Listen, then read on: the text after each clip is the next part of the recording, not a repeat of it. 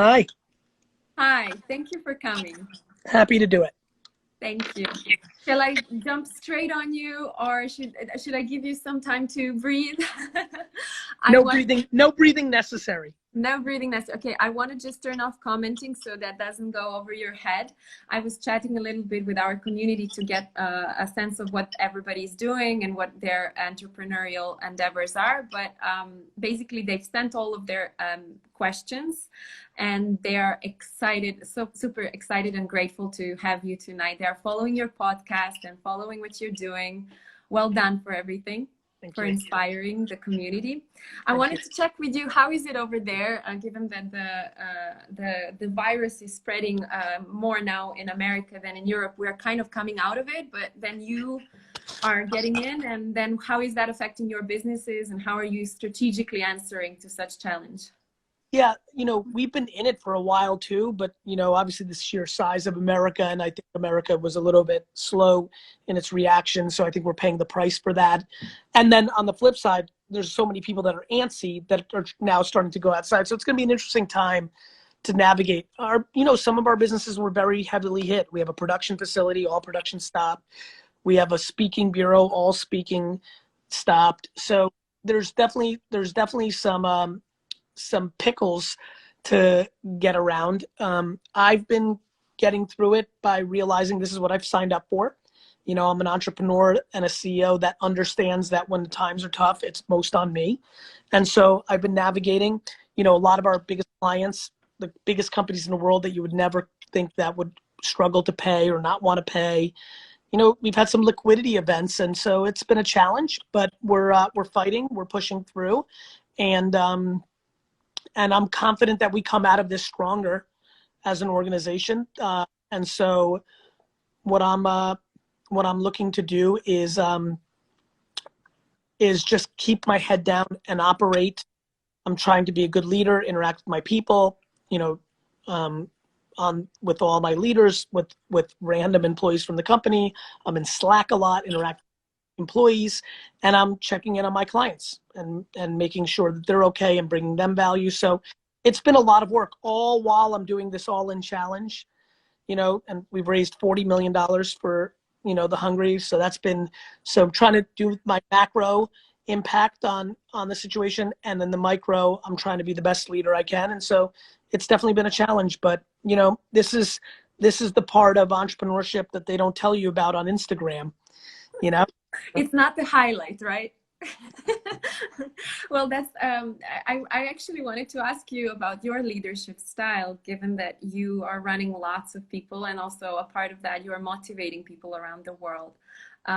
Is that something are you born with that, or is it something you've learned? Have you had any good mentors, and who were your mentors?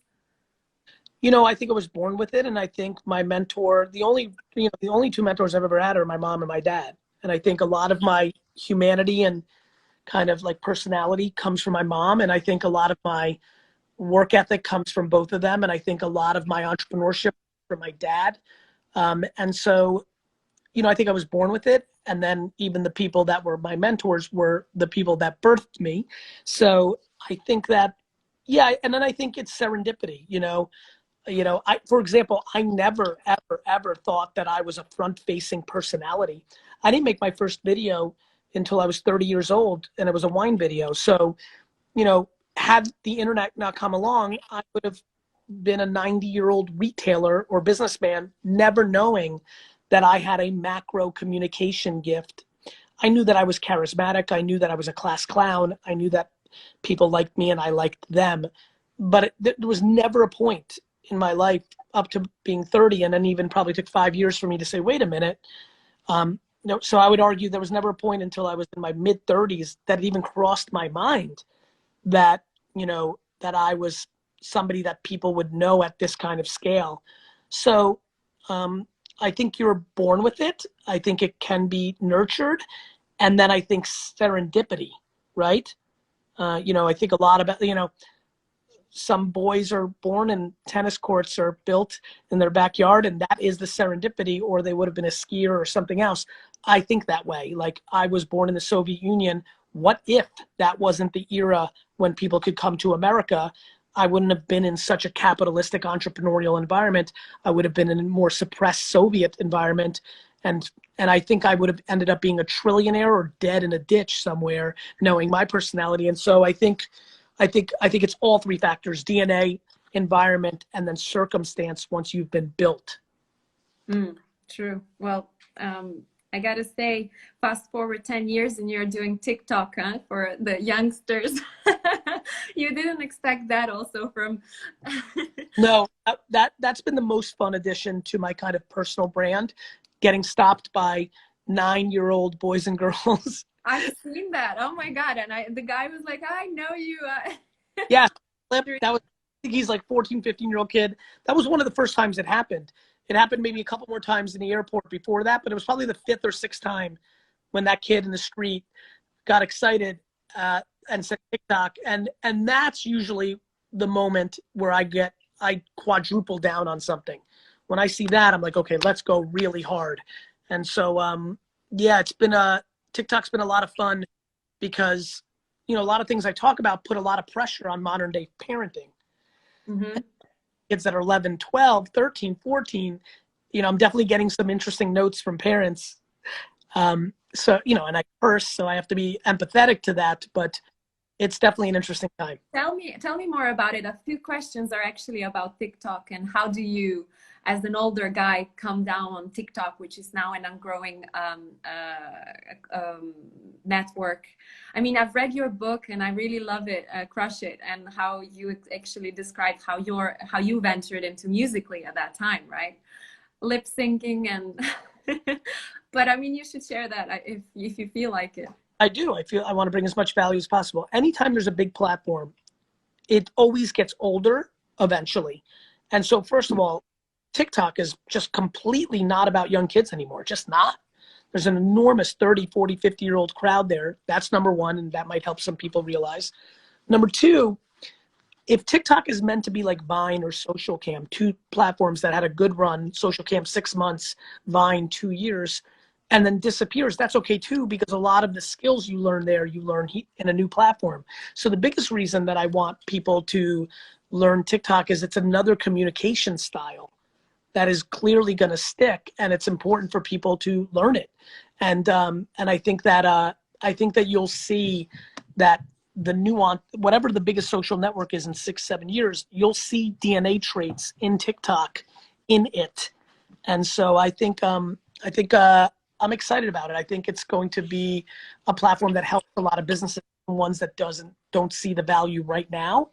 And for me, I'm always testing, trying new things. I tried something new today that you'll see on TikTok this week, where I'm answering questions rapid fire, and we'll see what happens. So, it's I'm excited about it. Well, I mean, I can see you always being excited about helping and serving, and I guess that's the core of your entrepreneurial idea, right? To serve. Thank you for seeing that. Yeah, I'm very attracted to admiration. And I think the only way you become admired is if you bring value. It's different than being popular or famous or known. You could be known for something, Hitler's known. I don't want that legacy, and then you have people who, and this, like, whether it's sport or music or somebody being attractive, there's that, and that's amazing. For me personally, what I like is what I'm being built on is a value exchange, especially because I do my business elsewhere. So I'm not monetizing my audience through my content, which allows for an incredible relationship. It's so pure. I'm there to put out my best advice. There's no catch, and it makes me proud, and it makes me want to leave impact and bring value, and you get and just leads to good things. I mean, it's the meta of this, right? I'm putting out good content, catches your attention. We get to know each other a little bit more. You ask for this.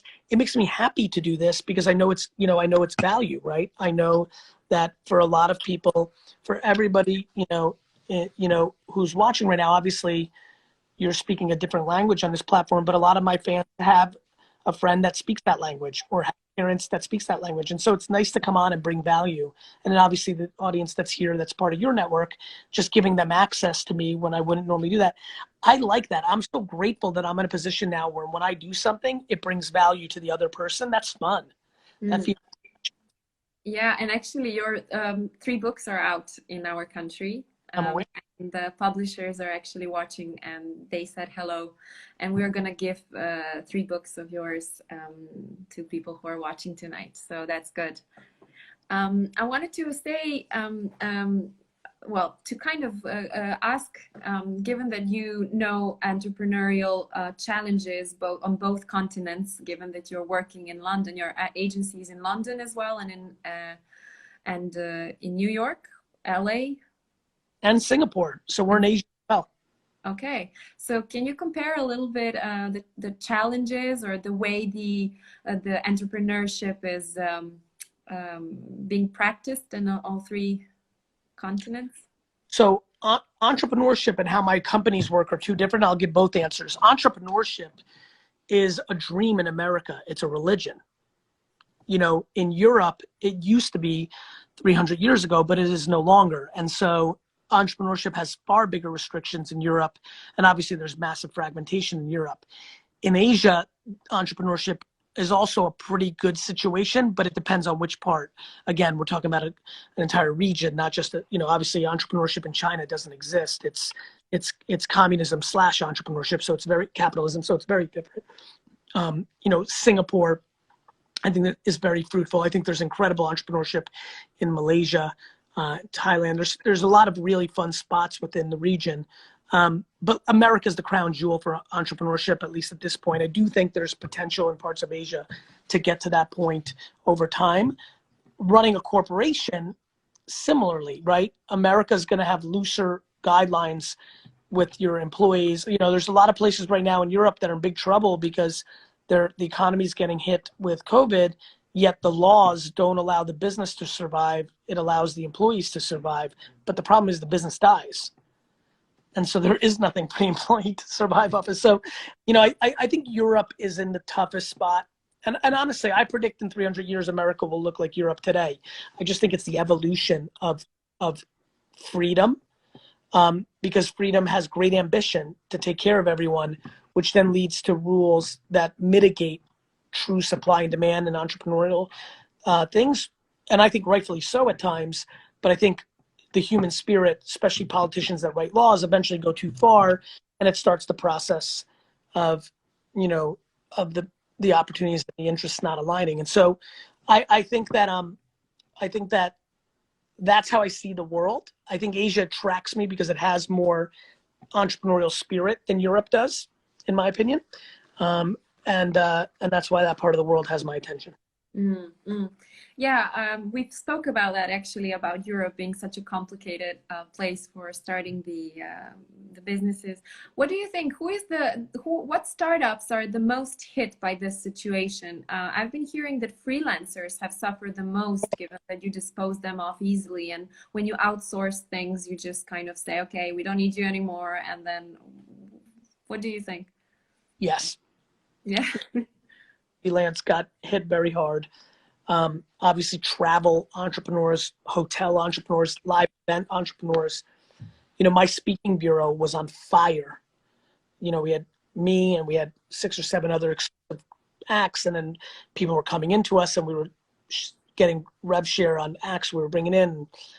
So live events, travel, hotel, clothing. There's just not a lot of clothing being bought. Clothing entrepreneurs, fashion entrepreneurs, I think, are getting hit. And definitely anybody who's a one-woman, one-man show, freelancers have been hit very hard. So how does that look for everybody who's been building their businesses through social media? Say the influencers have been very dependent on promoting products. They are in better shape because they have a relationship with the end consumer. Freelancers are B2B. I want to work for this company. Somebody in a business that has customers on the other side or potential customers are in a great place. So a lot of freelancers were so busy. A lot of freelancers told me, Gary, I don't need to build my brand. I'm busy all the time. Now some of them are emailing me and saying, shit, all 15 of my clients don't need me. I need other customers. I'm like, you should have built your brand. So how do you build a brand from scratch? This is another question that they were asking. Basically, How do you position yourself as a brand in a world that is constantly changing by the minute? And how do you start from scratch and avoid being mocked by the community because everybody's mocking you for starting something new or daring? So if you're worried about mockery, you're very unlikely to succeed. It's just too difficult. There's too many opinions and too much judgment, and there's no hiding when you're building a brand online. So that's just a mental, insecure, secure, confidence, lack of confidence, mother, father, culture thing that you're gonna have to work through. That's more psychologist, that's more therapist, that's more macro thinking than business. On the business front, the good news is every single person started with zero. There's not a person that started with a community. So, it comes down to content. It's just a very boring answer, but the quality of your content, not the production quality, the quality of your words, your thoughts, your output, are the variable of success. The end. And so I think people need to really give that a thought. Are you bringing value to people, or are you putting out content hoping they buy your thing? And I think that spirit matters in building a brand. Talk about what you know and bring the most value to the other person. You were saying to a 9-year-old boy that had a chat with you that don't look at the likes right now, plan for the next 9 years, or call me in 10 years. Just now enjoy what you're doing and let's see from there on. So do you really think that, because everybody are talking about with this technology, everybody thinks that you can become celebrity overnight and, grow overnight. And how then when you in your book say, well, you got to hustle for years, you got to call people, not call people, DM people, or use the hashtags and take your time, 7 days an hour of research and planning and honest messaging and trying to provide something bigger. I really love that you were very honest about it, but then also people are looking for the formula, like something that is going to quickly give them this bucks that they are looking for. But you have the answer. Come on, you have the garage sale and the eBay, right? Yeah. I remind people that some athletes take steroids and some people get facial breast and pecs and arm and butt surgeries. Yeah, there's different ways to do things, but the only way to build something real is to really put in the work. And there is no substitute for the work. And yeah, I just, impatience. It's why I talk about patience so much. Lack of patience is most people's vulnerability. Like, it's just an enormous vulnerability for most people. It's unfortunate, but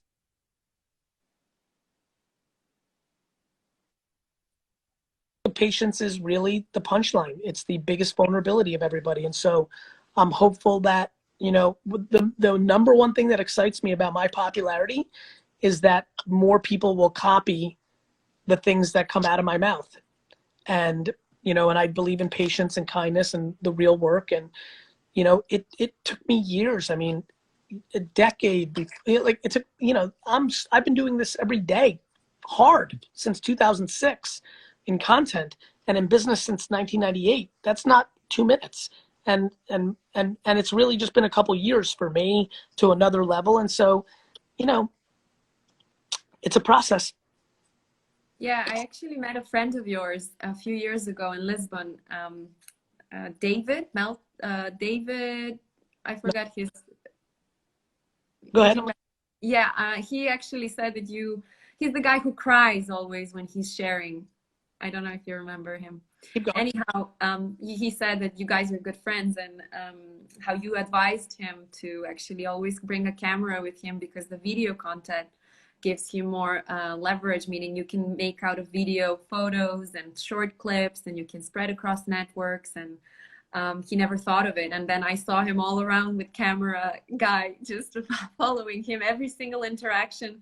And I thought it was brilliant. I mean, I don't think I would be able to do it, but well done for that advice. I mean, it gave him a lot of content. I can see him always posting. David Meltzer, I think. David Meltzer, yeah, that's exactly right. So I think that's right. But it also could, look, this video show that we just did, and I'm sorry I have to leave in a minute, is 13 to 29 pieces of content. You know, there's 3 Instagram posts here. There's 5 Instagram stories. There's 3 tweets, 7 tweets. There's probably 2 TikToks. There's 1 feed Instagram post. Like there's a podcast if you rip the audio, like post-production. Mm. And so would you say, just as a finish, basically, it's not about the quantity, it's about the quality, producing what is right and being authentic? It's about both. The quantity is what I actually want people to do more of. Like I told Dave, like I'm telling you, the quality is subjective. Yeah. Not.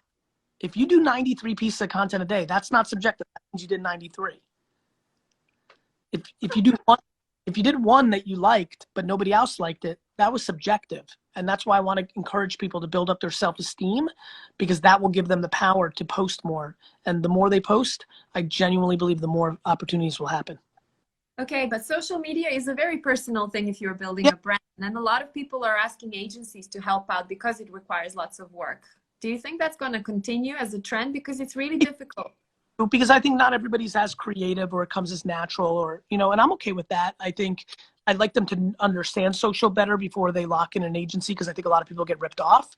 But yeah, I think that's okay. And I think it's going to become so important that it's going to be like an accountant. I think most people are going to bring it in house. Okay. Well, thank you so much for your time. Great to see you. I'm really grateful. It was great to have you over, and let's chat again. I hope so. Take care. Bye-bye. Bye.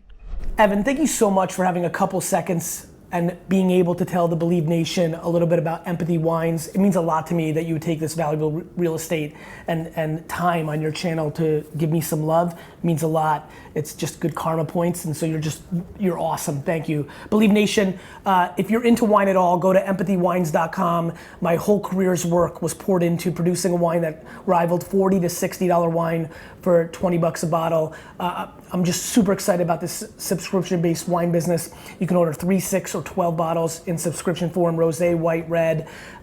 If you search on Instagram or Twitter, you will be blown away. People are literally like, I don't even like Gary Vee, but the wine's good. Super proud of the effort. Thanks, Evan, for the time. Wishing you guys all happy and healthy. If you want to see another fire clip of Gary Vee coaching an entrepreneur, check out the video right there next to me. I think you'll enjoy it.